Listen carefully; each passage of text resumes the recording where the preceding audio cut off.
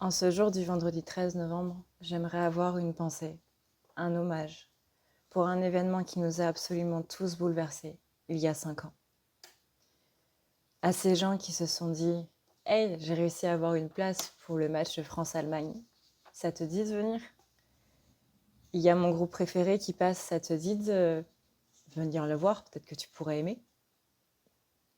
J'aimerais bien manger au resto ce soir. Ou encore, tiens, ça fait longtemps. Ça te dirait d'aller prendre un verre? En tout cas, tous ces gens, peu importe la raison pour laquelle ils étaient dehors à ce moment-là, peu importe la raison pour laquelle ils sont sortis et ils étaient là où ils étaient, ils se sont tous dit qu'ils allaient passer une bonne soirée, que ce soit seuls, avec des amis, avec leur crush, avec leur amoureux ou leur amoureuse, avec un membre de la famille. Ils se sont tous dit qu'ils allaient passer une bonne soirée. Malheureusement, ça n'a pas été le cas. Malheureusement, pour eux, cette soirée a viré au cauchemar. Malheureusement pour certains, cette soirée était la dernière. J'aimerais avoir une pensée pour ces âmes dont la vie a été cruellement arrachée, dont la vie, la joie, le sourire a été cruellement enlevée par des hommes à l'esprit suffisamment dérangé pour commettre une ignominie pareille. J'aimerais avoir une pensée d'amour et de paix pour ces âmes qui nous ont quittés ce soir-là. Puissent leurs âmes trouver la paix et être libérées de tout fardeau qui pourrait les retenir ici. Et qu'elles puissent enfin trouver le repos, qu'elles puissent enfin reposer en paix. Puis ceux qui ont pu s'en sortir, trouver cette paix de l'esprit et que, quand ils ferment les yeux, qu'ils ne soient pas assaillis de souvenirs du passé et que ces cauchemars puissent enfin s'arrêter et disparaître à jamais. Je prie pour que plus jamais cet événement tragique ne se reproduise et que plus personne ne vive dans la peur ou la crainte, que ce soit pour soi ou que ce soit pour ses proches. Que ce soit en Europe ou partout ailleurs, car malheureusement, dans différentes parties du monde, ce genre de choses, et même pire encore, est monnaie courante. Je tenais à prendre ces quelques minutes pour envoyer une pensée d'amour à ces âmes qui étaient présentes le 13 novembre 2015, au Stade de France, au restaurant Le Petit Cambodge, le bistrot Le Carillon, la brasserie Café Bonne Bière, le restaurant Casa Nostra, le bar La Belle Équipe, le bistrot Comptoir Voltaire, ainsi qu'au Bataclan. Aux 131 personnes qui sont décédées ce jour-là, et aux milliers d'autres dont la vie a chaviré ce soir-là. Nous ne vous oublions pas. Hey à tout le monde, j'espère que vous allez bien après cette petite séquence émotion. Mais pour moi, il me semblait vraiment très très important de parler de ce qui s'est passé ce jour-là. Je ne pouvais tout simplement pas faire de vidéo un vendredi 13 novembre sans parler de ce qui s'est passé à Paris ce soir-là. Alors, j'espère que vous allez bien. J'espère que vous avez la pêche et que vous êtes au taquet et que si vous n'avez pas tout ça, eh bien au moins que cette vidéo vous donnera la banane. Voyons voir un petit peu quelles sont les énergies du jour. Aujourd'hui, on est sur une canalisation. Je répète que les canalisations se font avec le pronom « je » parce que je canalise directement les collectifs. On rappelle que ce sont des énergies générales, que ça peut ne pas correspondre à tout le monde, qu'il peut y avoir un temps d'avance ou un temps de retard. Je canalise une partie du coup du collectif qui correspond aux énergies du coup présentes. Voilà, donc j'utilise le pronom je, ce n'est absolument pas moi qui parle, ce sont bien les collectifs. Je suis désolée si ça vous dérange, que je comprends que le pronom je puisse être un petit peu déroutant. N'hésitez pas du coup à aller voir mes autres vidéos pour avoir les énergies du coup qui sont toujours en place. Alors, voyons voir un petit peu. Alors, voyons voir maintenant. Hop, comme ça c'est mieux. En ce qui concerne les masculins. Pardon. J'ai bugué. Alors,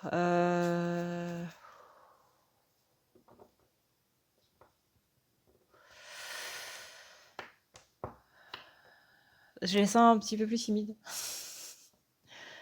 Genre, on doit vraiment y aller, on doit vraiment parler là. Je les sens assez timides. J'ai l'impression qu'ils sont focus en fait sur autre chose. En mode, non, mais c'est pas trop le moment là, on est occupé. Ils sont axés sur leur persévérance. Non, pardon, ils sont persévérants sur une seconde chance. Par rapport, j'ai l'impression qu'il y a eu un déclic par rapport à la blessure de trahison où ils se sont rendus compte. La trahison, hein, je le rappelle, c'est la trahison dans les deux sens, c'est-à-dire le fait que nous on ait été trahis, mais le fait que nous on ait pu trahir aussi. Donc si vous avez peur de trahir quelqu'un, c'est la blessure de trahison. Si vous avez peur d'être trahi, c'est la blessure de trahison. Mais ça marche dans les deux sens. Là, masculin, il a aussi une hantise de trahir quelqu'un, de perdre sa méfiance, notamment du coup la féminine, mais pas que. Hein. Ici, la peur de décevoir, c'est la peur de trahison. Donc la blessure de trahison. On a beaucoup aussi de peur au niveau matériel. Ok, donc voilà pour donner un petit peu le ton. Alors,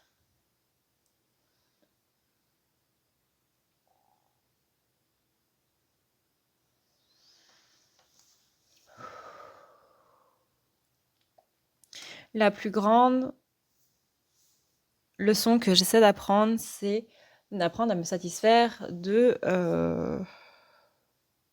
d'apprendre à me satisfaire de ce que j'ai.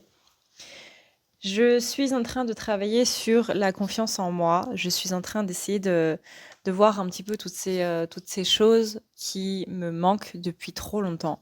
Comme si j'avais laissé une partie de moi à côté. Ou que j'avais renié une certaine partie de moi.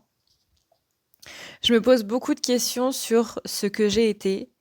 Je me pose beaucoup de questions sur ce qui peut arriver par rapport à qui je suis aujourd'hui et qui je pourrais être demain.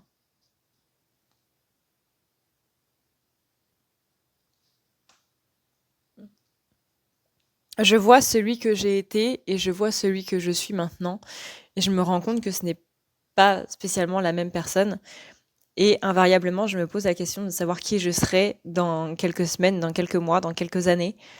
Savoir jusqu'où va aller mon évolution, jusqu'où va aller cette prise en conscience sur beaucoup de choses, ces comportements que j'avais avant et que je n'ai plus maintenant.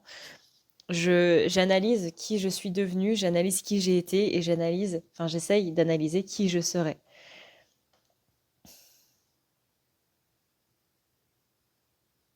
Par rapport à ça, par rapport à cette évolution, j'ai vraiment envie d'en parler avec ma féminine.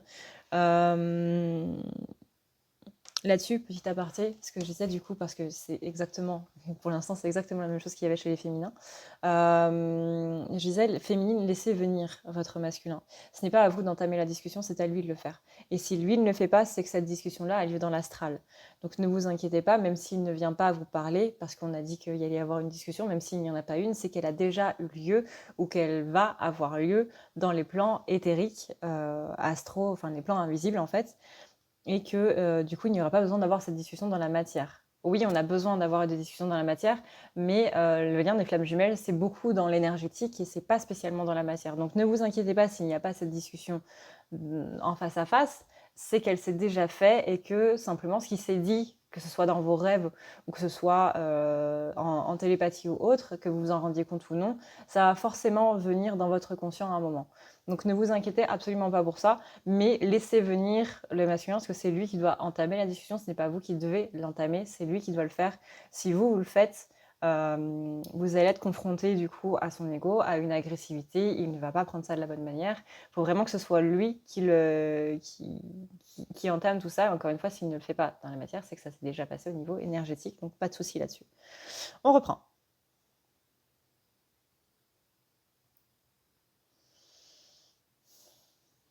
J'ai besoin de te parler de mon évolution, j'ai besoin de te parler de tous ces déclics que j'ai eus. J'ai besoin de discuter de tout ça, de tout ce qui a évolué en moi et de tout ce qui continue d'évoluer en moi et de tout ce qui continue de se faire. J'ai aussi besoin d'un moment de repos parce que j'ai eu beaucoup de travail à faire par rapport à beaucoup de choses, que ce soit par rapport à mon père ou à ma mère, suivant du coup le sexe de votre masculin. Si c'est une femme, ça va être la mère. Si c'est un homme, ça va être le père. En tout cas, on est sur la blessure de rejet. J'ai beaucoup travaillé par rapport à ça et ça m'a demandé beaucoup, vraiment beaucoup de patience, de compréhension, de compassion, de choses que je n'ai pas l'habitude, tout simplement. Et ça m'a beaucoup pris au niveau de mes énergies. Et maintenant, j'ai besoin de beaucoup de repos. Je pense que tu peux le comprendre de tout ce qui t'est arrivé, de toute l'année. En ce moment, tu es dans ta phase de repos. Et bien moi, c'est à peu près pareil. En ce moment, je suis dans une phase de repos parce qu'il m'est arrivé tellement de choses où j'ai dû sans arrêt combattre, lever mes boucliers, lever mon épée et vraiment combattre des choses incroyables sur toute cette année que maintenant, j'ai besoin de me reposer un petit peu avant de pouvoir remonter en selle. J'ai besoin de cette pause, j'ai besoin de m'ancrer dans cette réalité, j'ai besoin d'assimiler tout ce qui s'est passé, toute cette évolution qui a été et tout ce qui a été présent dans ma vie ces derniers mois, ces dernières semaines, surtout ces derniers mois, même si ces dernières semaines ont été particulièrement intenses. Euh, je sais que je manque complètement de stabilité dans ma vie actuellement et c'est justement là où le repos va jouer énormément. J'ai besoin de ce repos pour retrouver ma stabilité parce que je suis en train de chanceler. C'est comme si je n'avais pas dormi depuis une semaine et que je m'étonnais d'avoir des hallucinations. J'ai besoin de dormir, tout simplement.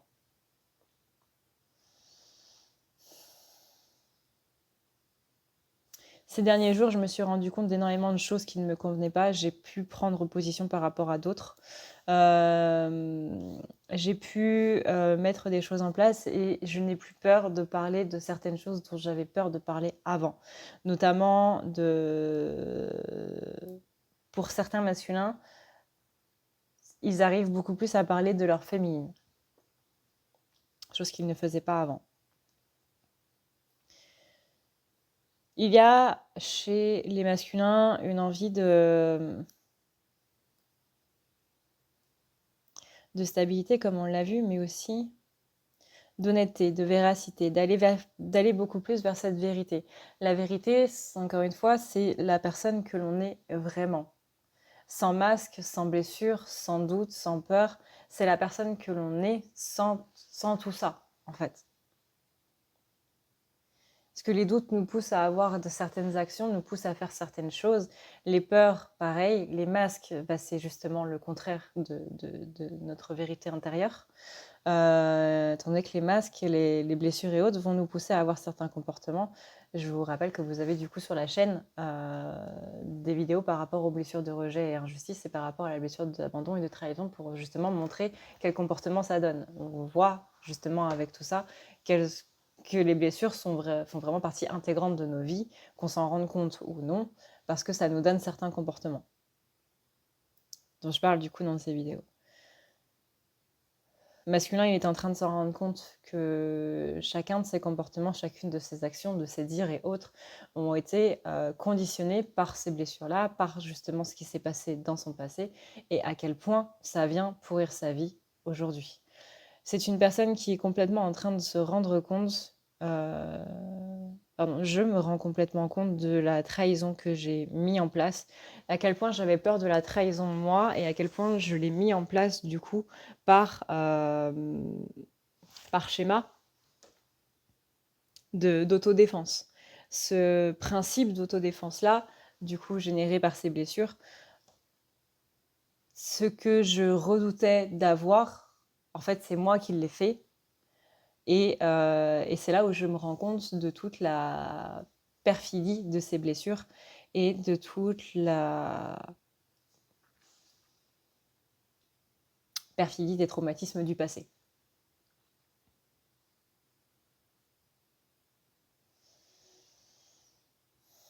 Je m'éloigne de ces situations-là, du moins j'essaye de m'en éloigner le plus possible. J'essaye de demander pardon là où il faut demander pardon, que ce soit en réel ou que ce soit dans ma tête. Que ce soit surtout en mon fort intérieur, que je puisse me pardonner moi pour tout le mal que j'ai fait et pour toutes les choses dont justement je ne me rendais pas compte et que je me rends un petit peu plus compte aujourd'hui. Il y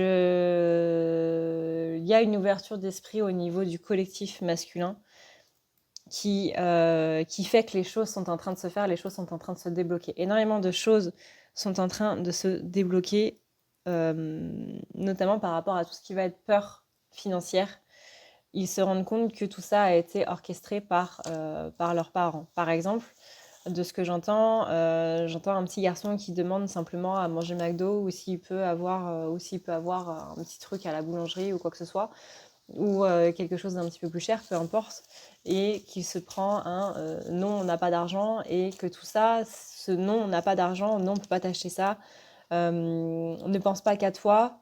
Par exemple, bah, tu prends un bain, d'accord, mais nous, ça va nous coûter cher, le fait que tu prennes un bain et tout machin. Enfin, il y a vraiment tout ce rapport à l'argent qui a été enfoncé par les parents.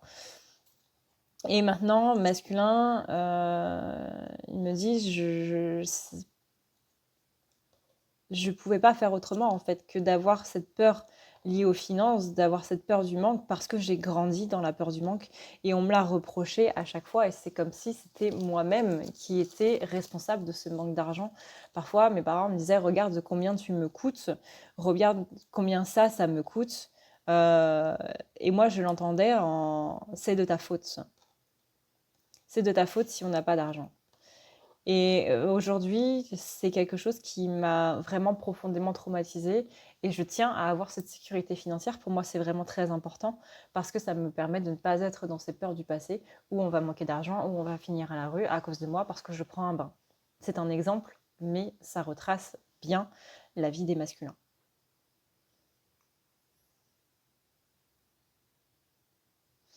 C'est pour cela que le côté financier est très présent dans ma vie. Euh, et que je suis aussi très axée sur le travail, peut-être trop.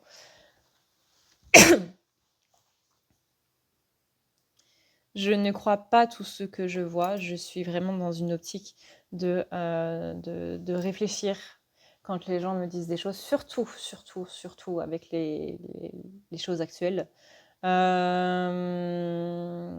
Je ne crois pas tout ce que j'entends, je réfléchis à tout ça. Et si je me laisse embrigader, c'est parce que je l'ai décidé, parce que cette vérité-là était plus facile à accepter que toutes les autres, plus simple, ou qu'elle faisait tout simplement moins mal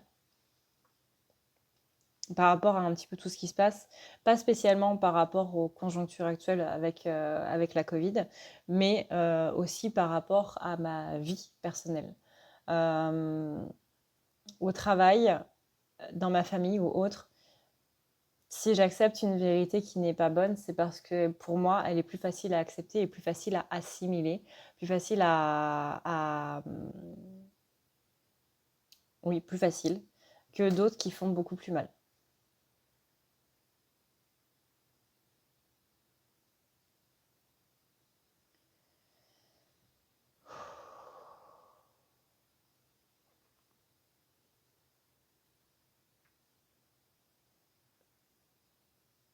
C'est marrant, j'ai vraiment exactement les mêmes énergies que pour la féminine. Exactement les mêmes. Euh, J'ai besoin d'être entendue, j'ai besoin d'être compris. J'ai besoin d'une personne à qui je peux simplement me plaindre, sans qu'elle me dise il faut que tu fasses ci, il faut que tu fasses ça, il faut que tu fasses comme ci, il faut que tu fasses comme ça. Je n'ai pas besoin d'une personne qui me cherche des solutions, les solutions je les ai déjà. Je suis un masculin, je réfléchis de toutes les manières possibles et inimaginables. Je fais même des scénarios que personne n'aurait imaginés avant. J'ai simplement besoin qu'on m'écoute me plaindre, sans qu'on m'infantilise. J'ai simplement besoin qu'on m'écoute. J'ai même pas besoin qu'on me réponde, j'ai simplement besoin qu'on m'écoute. Le collectif féminin a dit les gens écoutent pour répondre et non pour comprendre. Moi, j'ai besoin de quelqu'un qui est là pour me comprendre. Et je sais que cette personne-là, c'est ma féminine parce qu'elle est la seule à me comprendre telle que je suis vraiment.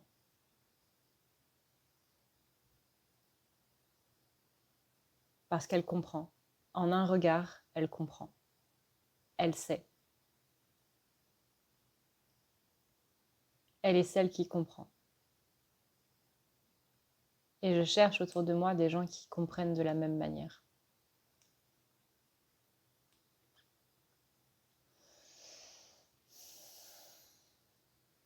Et j'ai envie d'y croire, j'ai envie de croire à cette relation, mais il y a encore un blocage sur ce lien. Il y a encore un blocage qui vient de nous deux. Parce que si l'un a un blocage, forcément l'autre a un blocage aussi.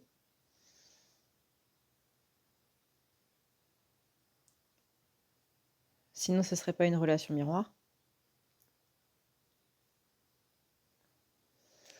Hmm.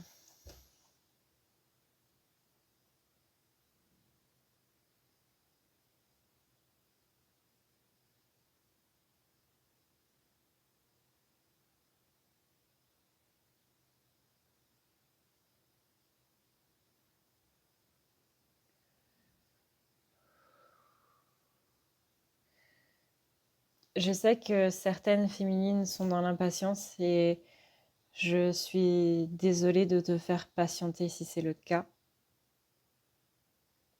Mais je sais aussi que d'autres féminines ne sont plus dans les attentes, qu'elles s'en fichent.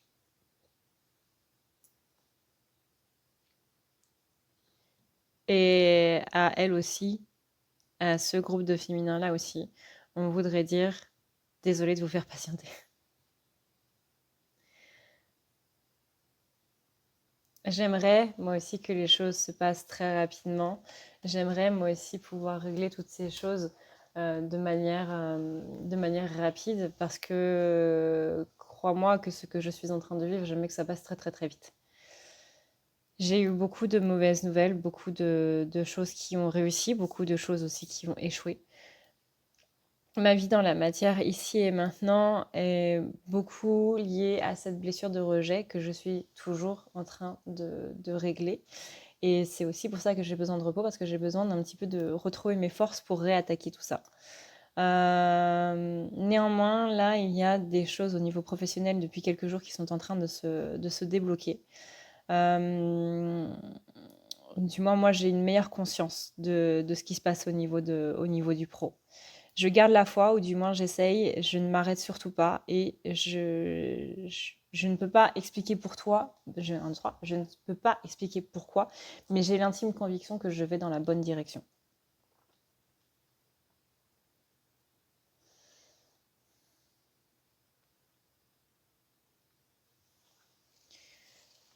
Je pense que beaucoup de gens autour de moi sont en train de me mentir, que c'est pour ça aussi que j'ai dû couper beaucoup de ponts avec beaucoup de personnes tout au long de cette année. Et j'ose espérer que je suis en train de régler les derniers liens un petit peu toxiques qui m'empêchent d'avancer littéralement. Je suis paniquée de l'inconnu, j'ai peur de l'inconnu parce que j'ai peur que cet inconnu m'emmène dans un endroit qui n'est pas bon pour moi et qui me fasse échouer. Je, je sais, encore une fois, j'ai l'intime conviction que je vais dans la bonne direction, mais il y a toujours cette part de doute.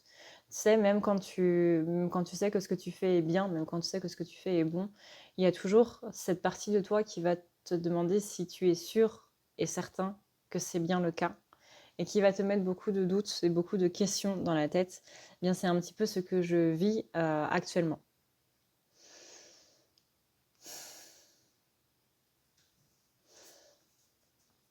Je me sens en décalage avec les gens de par cette agressivité latente qui a été présente ces dernières semaines. Euh, et je me sentais vraiment en décalage par rapport à tout ça. Et c'est pour ça que Pardon. Ceci m'a donné l'occasion du coup de couper des liens négatifs avec beaucoup de personnes, justement ceux qui étaient beaucoup trop dans cette agression et dans tout ça, et qui m'a permis de pouvoir vraiment être beaucoup mieux avec qui je suis, avec ma propre vérité, qui je suis vraiment. Si tu as des doutes par rapport à qui je suis, si tu penses que si je ne te réponds pas ou que si je ne t'envoie pas de message ou quoi que ce soit, c'est contre toi parce que peut-être que tu penses que je te trouve chiante ou quoi que ce soit, non, ce n'est pas contre toi, non, tu n'es pas chiante. C'est juste que j'ai des choses à régler en ce moment. Alors je sais que la majorité en ont marre d'entendre cette phrase, mais les choses ne peuvent pas se faire uniquement quand on l'a décidé. Et même si je l'ai décidé du plus profond de mon cœur, ce n'est pas encore le bon moment parce que je vois bien qu'en ce moment c'est le bordel dans ma vie et je n'ai pas envie de t'asperger de de toute cette merde, littéralement, euh, et de te salir avec tout ce qui m'arrive. Parce que tu ne le mérites pas et que pour moi ce n'est pas ça, être un homme. Ce n'est pas mettre d'autres personnes dedans simplement parce qu'on a besoin de quelqu'un qui nous fait des câlins, de quelqu'un qui nous soutient. Non. Je préfère régler ces choses-là seule. Je prends les responsabilités de tout ça. C'est ce que tu m'as toujours demandé, de prendre mes responsabilités. C'est aujourd'hui ce que je fais par rapport à ma vie. Mais non, rassure-toi, ce n'est pas contre toi. Ce n'est absolument pas contre toi. Tu n'as rien fait de mal et si je ne t'envoie pas de message, ce n'est pas parce que tu as fait quelque chose de mal ou parce que tu as dit quelque chose de mal. Ce n'est pas contre toi. Hum, J'adresse vraiment ce message aux féminines qui prennent les choses de manière personnelle. Nous vous rassurons en vous assurant que non.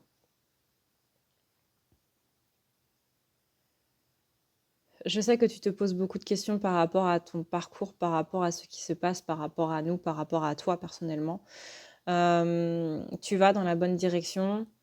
Je n'ai pas besoin de t'envoyer un panneau lumineux pour te dire que tu te diriges là où il le faut.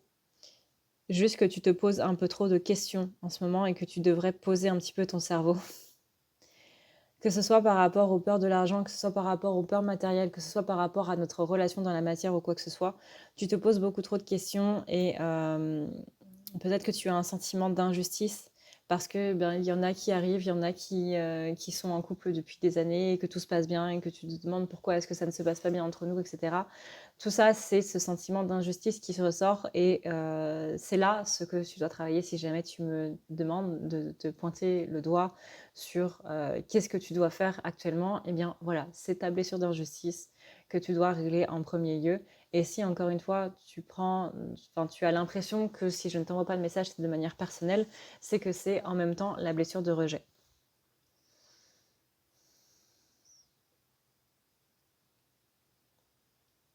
Ils me disent, profites-en parce que je ne te dirai pas tout le temps les choses de manière aussi claire que ça. Genre, tu dois travailler ça, tu dois travailler ça.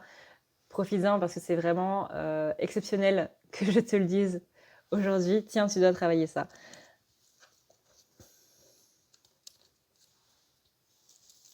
Pour ceux qui n'ont pas du coup, enfin pour ceux et celles qui n'ont pas du coup ces sentiments-là chez les féminins, c'est que félicitations, cette part-là est déjà réglée.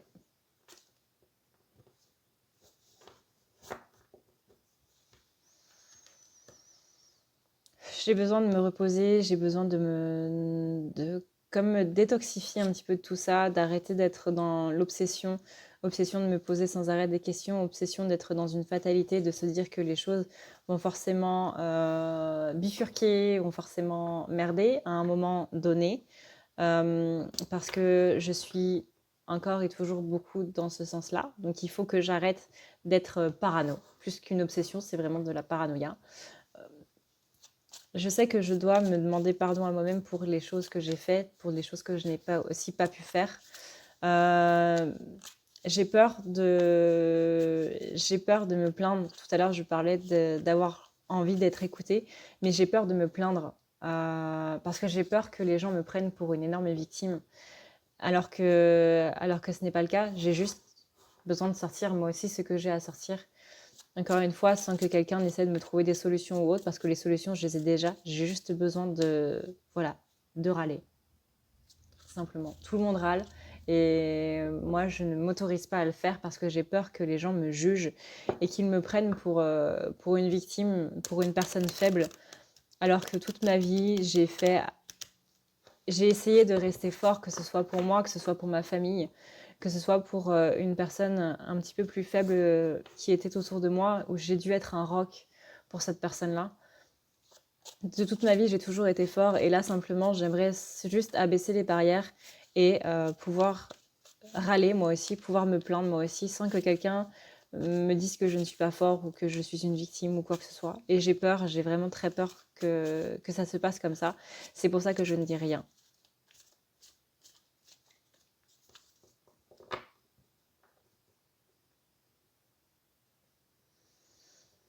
Hmm.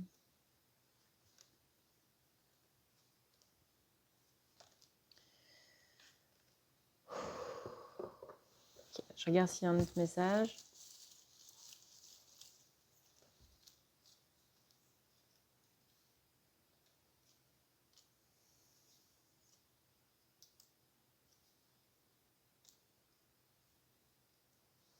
Non, ils me disent qu'ils sont vraiment en train de travailler sur leur confiance en eux et que au moment qu'ils jugeront opportun,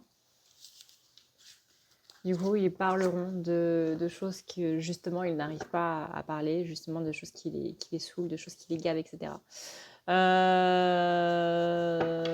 Donc voilà.